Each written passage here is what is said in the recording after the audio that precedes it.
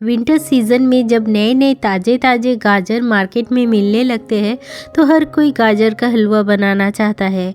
इसलिए आज मैं बना रही हूँ गाजर का हलवा, वो भी बिल्कुल ट्रेडिशनल वे से जैसे हमारे बड़े बुज़ुर्ग बनाते थे। ये बहुत ही शानदार रेसिपी है और बनाना उससे भी आसान है। तो चलिए इस रेसिपी को बनाना स्टार्ट करते हैं। जैसा कि विंटर सीज़न चल रहा है तो आप सभी को इस तरह के लाल गाजर मार्केट में इजीली मिल जाएंगे। इससे हलवे का स्वाद और रंग दोनों ही बेहतर बनता है। तो चलिए सबसे पहले हम इन सभी गाजरों के छिलके को निकाल लेते हैं। तो यहाँ पे मैंने करीब 1 किलो गाजर लिए हैं। तो इन सभी गाजरों के छिलके को निकाल के इसे धो के साफ़ कर लेंगे। फिर हम इसे कद्दूकस करने वाले हैं। तो सबसे पहले गाजर के पहले और आखिर के हिस्से को काट के निकाल लेना है। फिर हम इसे छोटे टुकड़ों में काट लेंगे ताकि इससे हमें ग्रेट करने में आसानी हो।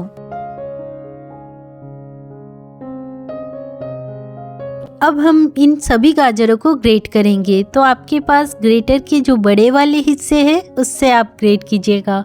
यदि आप गाजर को छोटे वाले हिस्से से ग्रेट करते हैं तो वे आपके हलवे में दिखाई नहीं देंगे और इससे हलवे का स्वाद भी अलग हो जाएगा। तो इन सभी गाजरों को ग्रेट करने में मुझे काफ़ी टाइम लग गया है और जो आखिर के हिस्से होते हैं मैं उसे ग्रेट नहीं करती हूँ, किसी और सब्ज़ी में डाल देती हूँ। इससे हाथ कटने के चांसेस ज़्यादा होते हैं। आप भी वैसा ही कीजिएगा। तो अब हम इसे एक प्लेट में निकाल के रख देते हैं। तो हलवे में थोड़े से बारीक कटे हुए ड्राई फ्रूट्स को लास्ट में डालने वाली हूँ, इसलिए मैंने इसे पहले ही एकदम छोटे टुकड़ों में काट के रखा है। तो इधर मैंने एक पतीले में दूध को उबालने के लिए रख दिया है। तो यहाँ पे करीब 500 ml दूध है। तो अब हमें इसे तब तक उबालना है जब तक कि दूध 3/4 हिस्से तक ना आ जाए। तो बीच बीच में दूध को हिलाते रहिएगा ताकि वो नीचे से पतीले में लग ना जाए।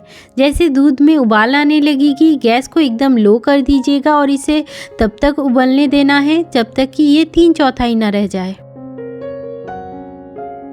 इधर मैंने एक पैन में करीब 2 टेबलस्पून घी डाला है। अब हम घी को पिघलने देते हैं। जैसे घी अच्छी तरह से पिघल जाएगा तब हम उसमें सारे ग्रेट किए हुए गाजर को डाल देंगे और इसे तब तक भूनिएगा जब तक कि सारे गाजर नरम ना हो जाए या फिर घी के साथ अच्छी तरह से घुल मिल ना जाए। तो मुझे इसे भूनने में करीब 5 मिनट लगे हैं। तो इस स्टेज पे गैस की फ्लेम को मीडियम पे रखिएगा और इसे कंटिन्यूस हिलाने की ज़रूरत नहीं है। बीच बीच में अगर आप मिलाते हैं तो ही होगा। तो यहाँ पे आप देख सकते हैं गाजर एकदम नरम हो चुका है। अब हमने जो दूध को उबाल के रखा था इसमें डाल देंगे। तो ऑथेंटिक स्टाइल में गाजर के हलवे इसी तरह बनते हैं। अगर आप इसे जल्दी बनाना चाहते हैं तो आप इसे प्रेशर कुकर में भी बना सकते हैं। उसके लिए आपको 1 विसल आने तक इसे होने देना है। तो चलिए अब हम इसे ढककर एकदम लो से मीडियम हीट में करीब 10 से 15 मिनट के लिए इसे होने देंगे। तो 15 मिनट बाद आप देख पाओगे कि गाजर बहुत ही नरम हो गई है और दूध भी लगभग सूख गया है। तो अब हम इसे और 5 मिनट के लिए होने देते हैं ताकि इसमें जो बची कुची हुई दूध है वो भी सूख जाए। 5 मिनट बाद आप देख सकते हैं गाजर एकदम अच्छी तरह पक चुका है।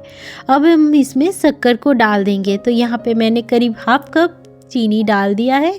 मिठास आप कम ज़्यादा अपने टेस्ट के अकॉर्डिंग डाल सकते हैं।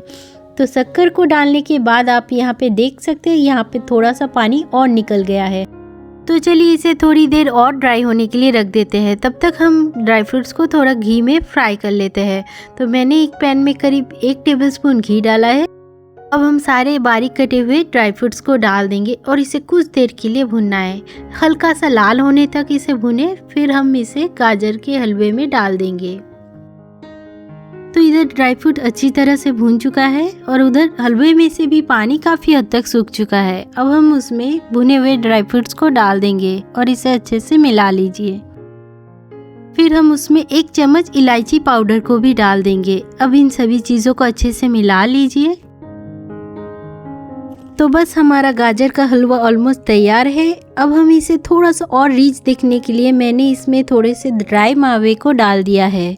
तो मार्केट में आपको 2 तरह के मावे मिल जाएंगे, एक मीठे वाले और एक बिना मीठे वाले। तो यहाँ पे मैं जो मीठे वाले मावे होते हैं वो डाल रही हूँ। इसे डाल दीजिए और अच्छे से मिला लीजिए।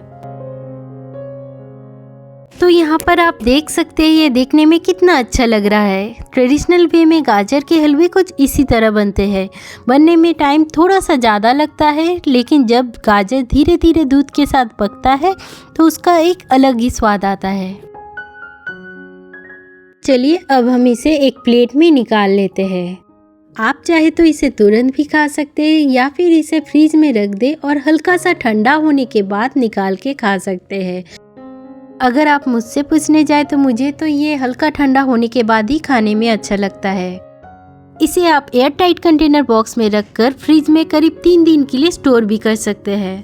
तो मैंने यहाँ पे थोड़े से और बारीक कटे हुए ड्राई फ्रूट्स और मावे को डाल दिया है। इससे देखने में थोड़ा सा और रिच और अच्छा लगेगा। तो आप सभी को मेरा ये वीडियो कैसा लगा कमेंट बॉक्स में ज़रूर बताइएगा। अगर अच्छा लगा हो तो मेरे इस वीडियो को लाइक, शेयर और मेरे चैनल को सब्सक्राइब ज़रूर कर दीजिएगा।